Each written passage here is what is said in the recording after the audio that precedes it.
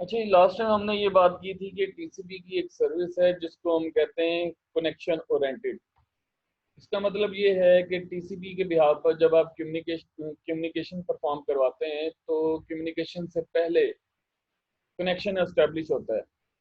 और वो जो कनेक्शन एस्टेब्लिश होता है सेंडर और रिसीवर के दरमियान, यानी क्लाइंट और सर्वर के दरमियान में जो कनेक्शन एस्टेब्लिश होता है वो लॉजिकल कनेक्शन होता है या लॉजिकल पाथ होता है। ठीक है। उस लॉजिकल पाथ को यूज करते हुए तमाम डाटा की ट्रांसमिशन उसी पाथ के मुताबिक होती है। उसमें आप डाटा डिलीवर करते हैं, एक्नॉलेजमेंट रिसीव करते हैं, और इसी तरह से डैमेज या लॉस जो फ्रेम होते हैं या पैकेट होते हैं उनकी रीट्रांसमिशन भी आप करते हैं। ठीक है। तो बाज़ ज़ात ऐसा भी होता है कि आपके जो सेगमेंट होते हैं रिसीवर एंड पर आउट ऑफ ऑर्डर रिसीव होते हैं। तो रिसीवर एंड पर जो ट्रांसपोर्ट प्रोटोकॉल है, टीसीपी प्रोटोकॉल है, वो इन मिसिंग सेगमेंट को होल्ड रखता है, यानी वेट करता है जब तक मिसिंग सेगमेंट रिसीव ना हो जाए। जब उसके पैकेट उसके सेगमेंट रिसीव हो जाते हैं देन उन तमाम सेगमेंट्स को वो ट्रांसफ़र करता है एप्लीकेशन लेयर पर। क्योंकि एप्लीकेशन लेयर पर प्रोसेस होते हैं ना, तो टीसीपी की एक सर्विस ये भी है, ट्रांसपोर्ट लेयर की एक सर्विस ये भी है कि वो प्रोसेस टू प्रोसेस कम्युनिकेशन होती है वहाँ पे। ठीक है। तो ये जितना भी प्रोसेस है, यानी कम्युनिकेशन का जितना भी प्रोसेस है, इनको 3 सेक्शन में हम डिवाइड करते हैं। पहला सेक्शन ये है कि जिसमें कनेक्शन एस्टेब्लिश होता है, दूसरा सेक्शन डाटा ट्रांसफर होता है, और तीसरा सेक्शन जिसमें कनेक्शन को टर्मिनेट किया जाता है आफ्टर कम्युनिकेशन। यानी जैसे कम्युनिकेशन खत्म हो जाती है तो कनेक्शन को क्या किया जाता है, टेयर डाउन किया जाता है या टर्मिनेट किया जाता है। तो इसको अंडरस्टैंड करते हैं। सबसे पहले हमारे पास है पहला फेज जिसको हम कहते हैं कनेक्शन एस्टेब्लिशमेंट। कनेक्शन एस्टेब्लिशमेंट जो होता है वो बेसिकली टू वे होता है।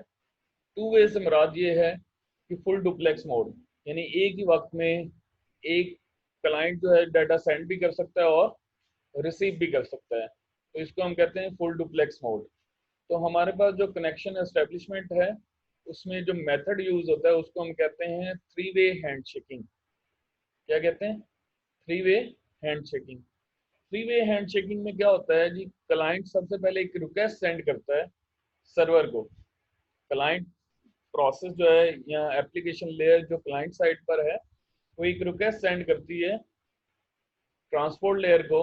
ट्रांसपोर्ट लेयर के प्रोटोकॉल को उसको यूज करते हुए एक रिक्वेस्ट जाती है सर्वर साइड पे कि कनेक्शन ओपन करना है। ठीक है। और सर्वर साइड उसका एक्नॉलेज करता है तो फिर कनेक्शन एस्टेब्लिश कर दिया जाता है। ठीक है। जो सर्वर साइड से रिक्वेस्ट होती है उसको हम कहते हैं पैसिव ओपन, और जो क्लाइंट साइड से रिक्वेस्ट होती है उसको हम कहते हैं एक्टिव ओपन। यानी क्लाइंट साइड से जो रिक्वेस्ट जाएगी उसको हम एक्टिव ओपन कहते हैं, और सर्वर साइड से जो रिक्वेस्ट जाएगी उसको हम कहते हैं पैसिव ओपन। और सर्वर साइड पर जो भी रिक्वेस्ट होती है पैसिव ओपन हमेशा तमाम मशीन्स के लिए, तमाम डिवाइसेस के लिए वो पैसिव ओपन रहता है।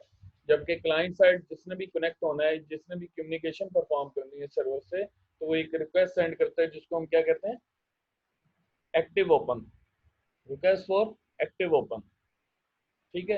यहाँ पे एक डायग्राम है जिसमें थ्री वे हैंडशेक को अंडरस्टैंड किया जा सकता है। आपके सामने दो प्रोसेस हैं, एक क्लाइंट प्रोसेस और एक सर्वर प्रोसेस। अब एक क्लाइंट साइड है और एक सर्वर साइड है। क्लाइंट साइड पे आपके पास क्लाइंट प्रोसेस और क्लाइंट ट्रांसपोर्ट लेयर। इसी तरह सर्वर साइड पे सर्वर ट्रांसपोर्ट लेयर और सर्वर प्रोसेस।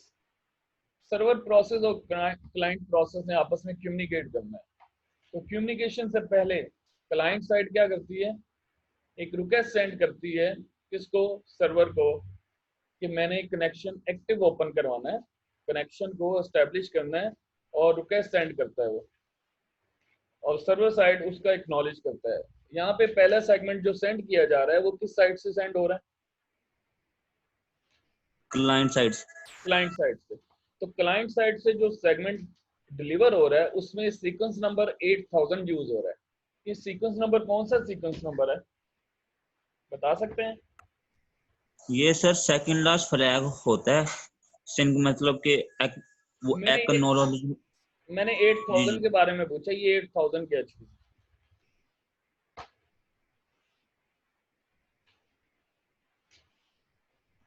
कोई बताएगा? 8000 उसका एक सीक्वेंस नंबर है जो रैंडमली फर्स्ट टाइम जनरेट होता है और 32 बिट की रेंज के अंदर 0 से लेकर 2⁻32 -1 इस रेंज के अंदर कोई भी वैल्यू हो सकती है। ठीक है, इस रेंज के अंदर कोई भी वैल्यू हो सकती है और रैंडमली फर्स्ट टाइम जनरेट होती है, जिसको हम बोलते हैं ISN, इनिशियल सीक्वेंस नंबर। जब कनेक्शन एस्टेब्लिश होना होता है तो एक सीक्वेंस नंबर जनरेट होता है और वो रैंडम नंबर होता है कोई भी। तो यहाँ पे 8000 एक रैंडम नंबर जनरेट हुआ है जिसके भी यहाँ पर एक सेगमेंट सेंड हो रहा है और उसके अंदर सिंक बिट जो कंट्रोल बिट थी वो कितनी थी, हमने पढ़ी थी कंट्रोल बिट पीसीबी हेडर के अंदर। ये जो डार्क लाइन है ना, डार्क बॉक्स, ये कंट्रोल सिग्नल को रिप्रेजेंट कर रहे हैं। ये अर्जेंट थी, ये पुश, ये ये रीसेट, अर्जेंट, ये यस, एक्नॉलेजमेंट, ये सिंक और ये हाँ जी, फाइनल। फाइनल। यानी 6 आपके पास कंट्रोल बिट्स थी।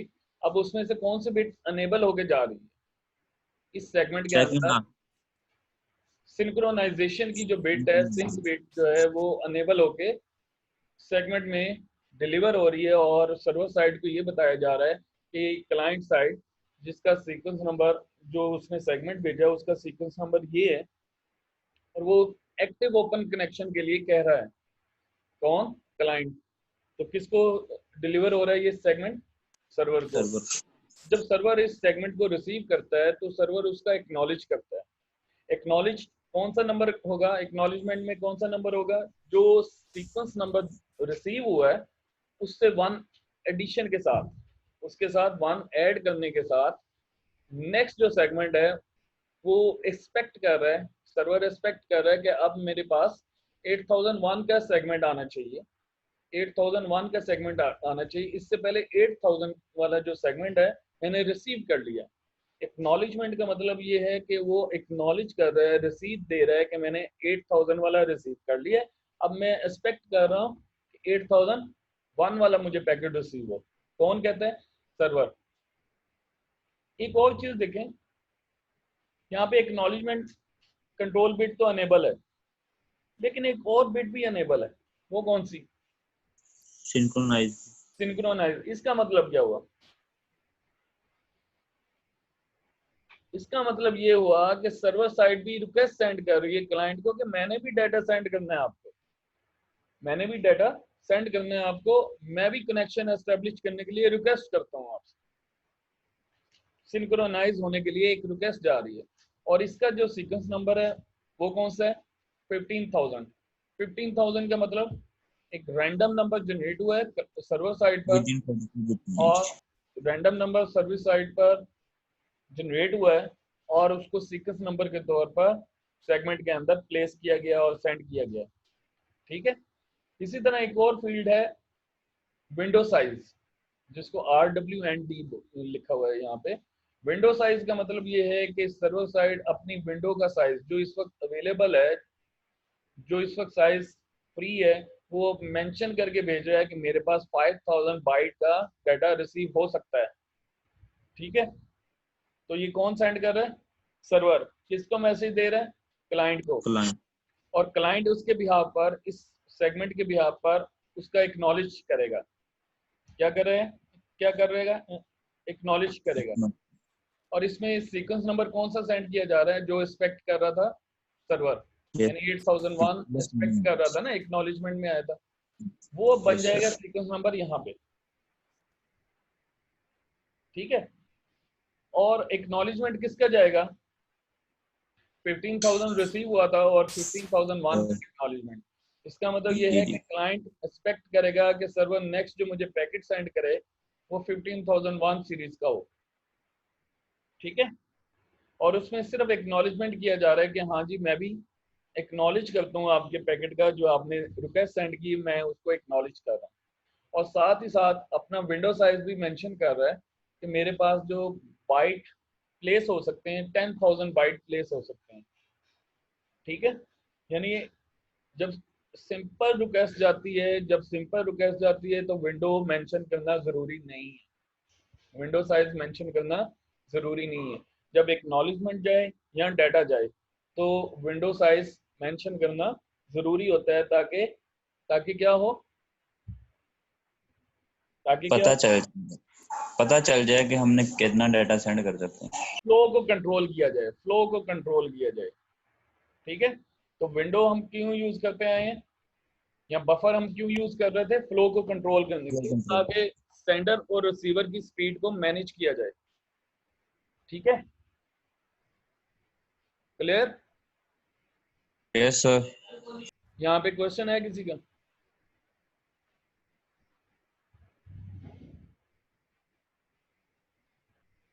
अच्छा, क्वेश्चन कोई नहीं है तो यहाँ पे आप बता सकते हैं कि जो 3 वे हैंडशेक हुआ है उसमें सबसे पहले पहला सेगमेंट कौन सा था, सिंक का था, और जो उसके बरक्स जो सेगमेंट रिसीव हुआ है वो सिंक प्लस एक्नॉलेजमेंट का है। यस। और तीसरा पैकेट जो सेंड हुआ है या सेगमेंट एक्नॉलेज का है, तो इसको हम कहते हैं 3 वे हैंडशेकिंग। ठीक है, और शुरू में जो सीक्वेंस नंबर यूज होते हैं उसको हम क्या बोलते हैं, ISN, initial sequence number. Yes.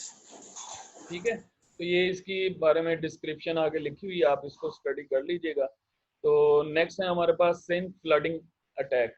एक अटैक होता है नेटवर्क पर जिसको हम बोलते हैं सिंक फ्लडिंग अटैक, कि कोई हैकर या कोई ऐसी मशीन, कोई ऐसा डिवाइस जो सर्वर साइड पे रिक्वेस्ट सेंड करता जा रहा है सिंक्रोनाइजेशन के लिए, और वो इलीगल है, मींस के वो उसको वैलिड यूजर नहीं है, एक हैकर है जो कि बहुत ज्यादा रिक्वेस्ट सेंड कर रहा है सर्वर को। तो सर्वर क्या कर रहा है, उसके वो ये समझता है कि ये वैलिड रिक्वेस्ट आई है और उसको वो अपने रिसोर्सेज या सिंक्रोनाइजेशन परफॉर्म करता है। तो जो वैलिड एक्सेस होती है या वैलिड रिक्वेस्ट होती है उसको वो सर्विस अवेलेबल नहीं होती। तो इस तरह से जो अटैक होता है उसके बिहाफ पर जो सर्विस अवेलेबल नहीं होती उसको हम कहते हैं डिनाइल ऑफ सर्विसेज। उसको हम क्या कहते हैं, denial of services. Denial of services का मतलब जो वैलिड एक्सेस है उसको भी वो वैलिड एक्सेस ना मिले, तो उस वक्त हम उसको कहते हैं डिनाइल ऑफ सर्विस अटैक हुआ है। तो इस चीज को हैंडल करने के लिए एक नया प्रोटोकॉल SCTP बनाया गया जो कि ट्रांसपोर्ट लेयर पर है। ठीक है, उसको आप कहेंगे तो स्टडी करेंगे, नहीं कहेंगे तो उसको हम फाइंड अप कर देंगे। ठीक है, नेक्स्ट है हमारे पास दूसरा phase, data transfer. Data transfer किस तरह से होता है, उसी तरह की हम डायग्राम देखते हैं। यहाँ पे कनेक्शन एस्टेब्लिश हो चुका है, पहला फेज अकर हो चुका है। अब क्लाइंट साइड डाटा सेंड कर रही है, क्लाइंट साइड यहाँ पे 2 सेगमेंट सेंड करती है और दोनों में कितना डाटा है बता सकते हैं, एक ये सेगमेंट है, एक ये सेगमेंट है, तो दोनों में कितना डाटा है, डाटा के बाइट देखें ना, 8001 से 9000 और 9001 से 10000, तो कितने कितने बाइट के सेगमेंट जा रहे हैं बताओ भाई।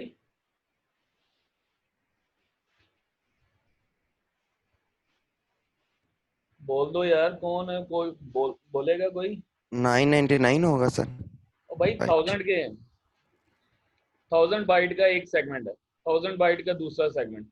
और यहाँ पे देखें, अगर आप सीक्वेंस नंबर को देखें तो सीक्वेंस नंबर के बारे में मैंने ये बताया था कि फर्स्ट बाइट का जो एड्रेस बनता है या फर्स्ट बाइट का जो बाइट नंबर बनता है डाटा के अंदर, जो फर्स्ट बाइट है उसका जो सीक्वेंस नंबर बनता है वही आपके सेगमेंट के अंदर सीक्वेंस नंबर प्लेस होगा।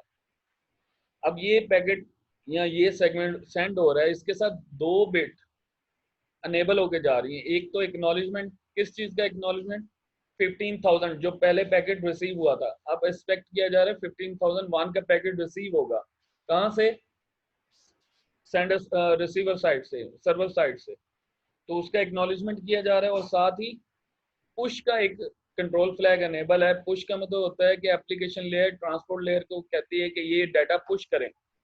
तो डाटा कौन सा है, 8001 से लेकर 9000 तक 1000 बाइट का डाटा सेंड हुआ और सर्वर ने उसको रिसीव किया।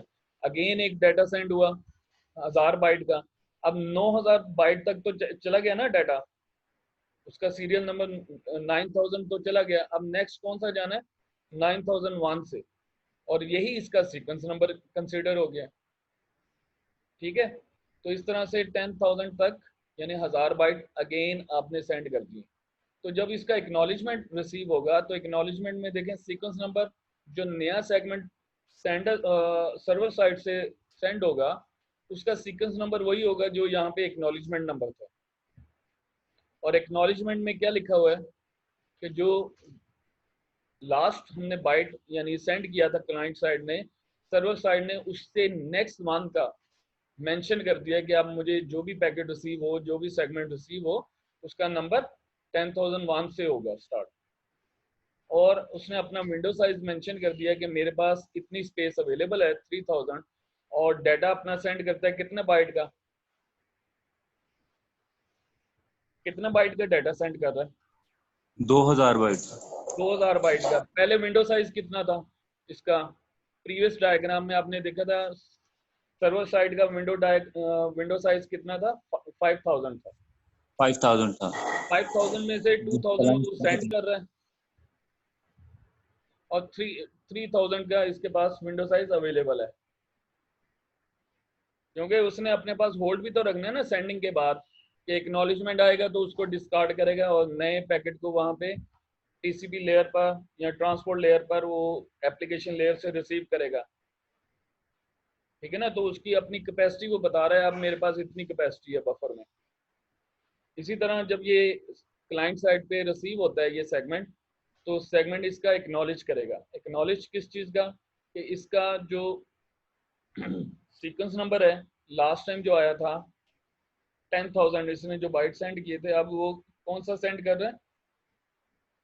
सीक्वेंस नंबर 10,001 यानी नेक्स्ट बाइट। और एक्नॉलेजमेंट जो इसमें लास्ट बाइट था वो 17,000 था, अब इसमें क्या 1 का इजाफा करेगा और कितना होगा? 17,001। और ये बता रहा है कि मेरे पास 10,000 विंडो स्पेस अवेलेबल है। और एक्नॉलेजमेंट हो रहा है और उसके बाद क्या हो रहा है? कनेक्शन टर्मिनेट हो रहा है। ठीक है? तो ये हमने क्या चीज, इस डायग्राम में हमने क्या चीज स्टडी की है? Data transfer. डेटा ट्रांसफर में कौन सी कंट्रोल बिट अनेबल होती है?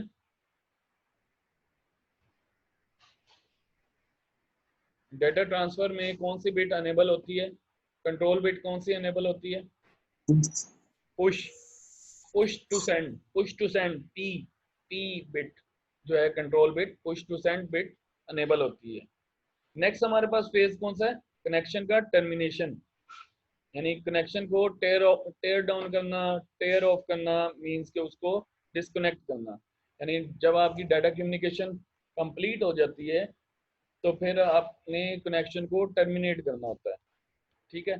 तो टर्मिनेट करने के लिए ये मेरे पास एक डायग्राम है आपके सामने, कनेक्शन टर्मिनेशन यूजिंग 3-वे हैंडशेक। जिस तरह से एक्टिव ओपन की रिक्वेस्ट जाती है, इसी तरह से एक्टिव क्लोज की रिक्वेस्ट जाती है क्लाइंट साइड से। क्लाइंट साइड से एक्टिव क्लोज की रिक्वेस्ट जाएगी और उसमें पिन यानी फाइनल बिट अनेबल की जाती है और बताया जाता है सर्वर को कि रिक्वेस्ट एक की जा रही है क्लाइंट साइड से कि कनेक्शन को डिस्कनेक्ट कर दिया जाए। ठीक है? सीक्वेंस भेजा है एक्स के नाम से, एक्नॉलेजमेंट भेजा है वाई के नाम से, और एक्नॉलेजमेंट जब भेजा जा रहा है तो एक्नॉलेजमेंट बिट भी अनेबल होती है। और फिन का मतलब फाइनलाइज बिट, कि ये क्लाइंट साइड जो है कनेक्शन को टर्मिनेट करना चाह रहा है। जब ये रिसीव हो जाता है तो पैसिव क्लोज की रिक्वेस्ट जाती है सर्वर प्रोसेस से सर्वर ट्रांसपोर्ट लेयर पर, और उसके बिहाफ पर एक सेगमेंट सेंड होता है जिसका सीक्वेंस नंबर वाई होगा और एक्नॉलेजमेंट नंबर x+1 होगा, और उसमें भी एक्नॉलेजमेंट सेंड किया जा रहा है और साथ ही रिक्वेस्ट भी सेंड की जा रही है जिसको हम फाइनलाइज कह रहे हैं, कि सर्वर भी ये कहता है कि मैंने भी उसको कंप्लीट करना है, फाइनल करना है, यानी मैं भी कनेक्शन को खत्म करना चाहता हूँ। तो जब ये वाला जो पैकेट पहला सेगमेंट रिसीव होता है तो सर्वर साइड अपनी तरफ कनेक्शन को डिस्कनेक्ट कर देता है क्लाइंट साइड के लिए, यानी ये जो एक्टिव ओपन था, एक्टिव ओपन आपकी रिक्वेस्ट थी, वो एक्टिव क्लोज में कन्वर्ट हो गई। मींस के क्लाइंट इसको डेटा सेंड नहीं कर सकता, क्लाइंट इसको डेटा सेंड नहीं कर सकता। और जब ये अपना फाइनल की रिक्वेस्ट सेंड करेगा तो यहाँ पे क्लाइंट साइड इसको रिसीव करने के बाद इस कनेक्शन को क्लोज करेगा। तो इसका मतलब अब जो सर्वर साइड है ये भी डाटा सेंड नहीं कर सकती। और इसी तरह से जब इसको ये सेगमेंट, सेकंड सेगमेंट पिन और एक्नॉलेजमेंट का सेगमेंट रिसीव हो जाता है, तो उसके बिहार पर ये एक्नॉलेजमेंट सिर्फ कंट्रोल सेगमेंट सेंड करता है ताकि दोनों एंड पर कनेक्शन को क्लोज कर दिया जाए। ठीक है, तो दूसरे एंड पे एक्नॉलेजमेंट जा रहा है, तो जिसके बिहार पर दोनों एंड पर कनेक्शन टर्मिनेट किया जा रहा है। तो इस तरह से आपका कनेक्शन टर्मिनेट होता है। बात बात ऐसा होता है कि ये रिक्वेस्ट सेंड नहीं करता, ये रिक्वेस्ट सेंड नहीं करता अपनी फाइनलाइज का, तो इसको हम कहते हैं हाफ ओपन हाफ क्लोज। एक तरफ ओपन है, एक तरफ क्लोज है। ठीक है, तो इसको हम हाफ ओपन या हाफ क्लोज कहते हैं। जब कंप्लीटली एक टर्मिनेशन करनी है तो दोनों साइड से फाइनलाइज का पैकेट जाना चाहिए एक दूसरे को। क्लियर, पॉइंट क्लियर है? कोई क्वेश्चन है? क्वेश्चन है कोई? No sir. चलें नेक्स्ट हम लेक्चर में देखते हैं वायरलेस के बारे में।